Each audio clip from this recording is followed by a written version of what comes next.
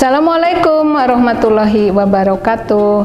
Dengan saya Diah Banyuni, staf pengajar Akademi Tata Boga Bandung, mata kuliah pastry.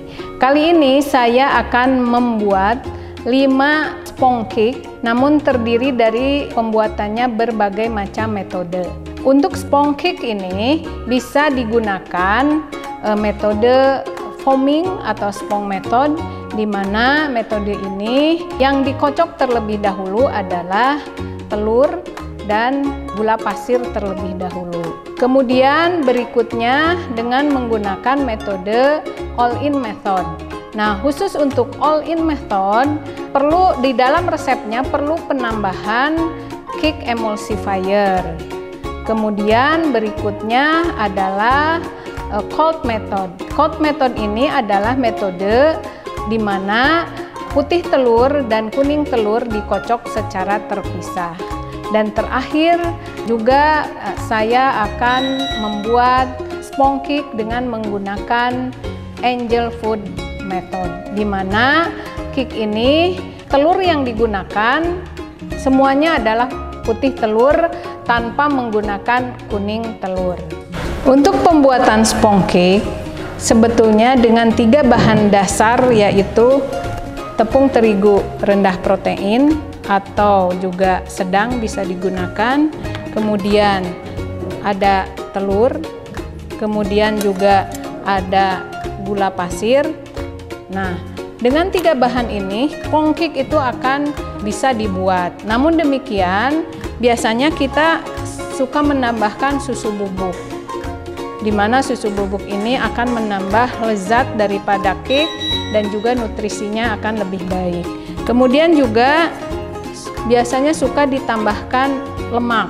Lemak yang digunakan bisa menggunakan margarin ataupun juga butter.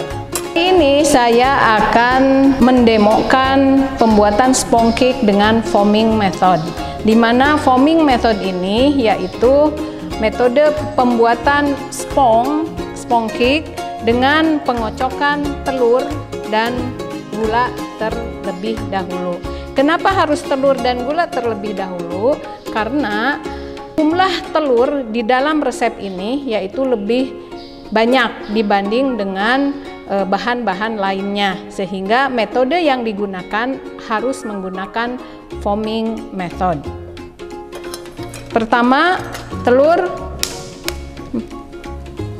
dikocok terlebih dahulu.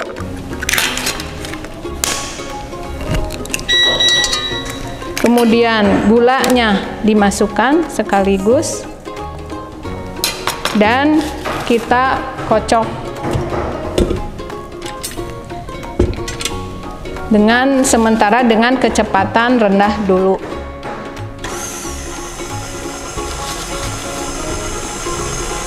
Kemudian kita rubah dengan kecepatan tinggi.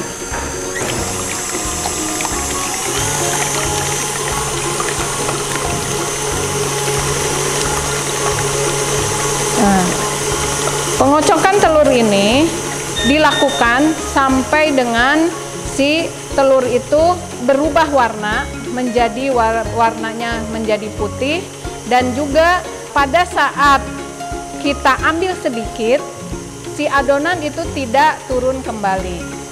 Perlu diperhatikan dalam foaming method ini, tempat mixing bowl-nya itu harus dalam kondisi yang betul-betul bersih, tidak ada lemak di dalamnya dan juga tidak ada kotoran dan air, sehingga itu akan membuat pengembangan telur dan gula itu akan lebih bagus. Ya, adonan sudah cukup bagus, kelihatan dari warnanya sudah berwarna, sudah mulai pucat keputih-putihan, dan juga apabila kita masih ragu apakah si kocokan telur ini sudah pas atau belum, kita lihat saja, kita angkat.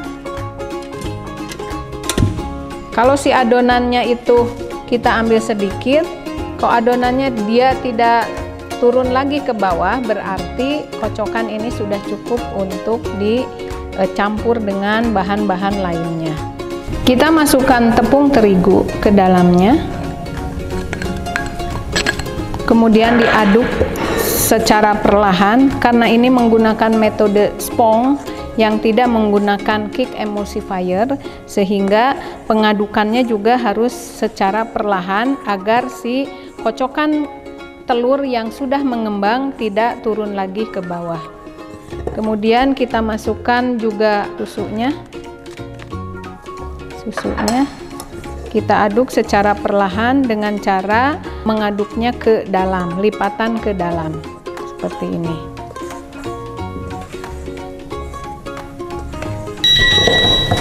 Kemudian kita masukkan margarin atau butter atau lemak ya yang sudah dilelehkan dengan bertahap memasukkannya. Kemudian diaduk perlahan lagi.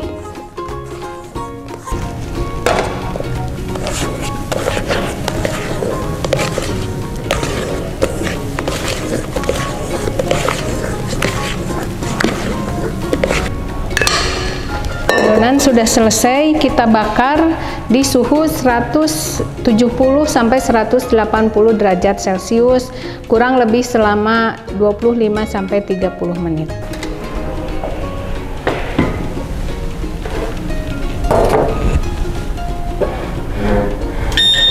Selama 25 menit dulu, kalau nanti masih kurang matang tinggal ditambahkan suhunya. Inilah spong cake dengan menggunakan foaming method, di mana telur yang digunakan adalah telur utuh, jadi putih telur dan kuningnya digunakan juga. Kita lihat tekstur di dalamnya.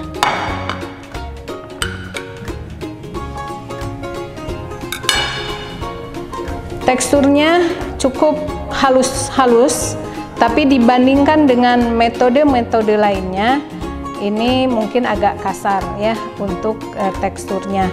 Akan tetapi untuk volume, apabila mengocoknya bagus, ini volumenya juga bagus juga sama dengan metode-metode yang lainnya.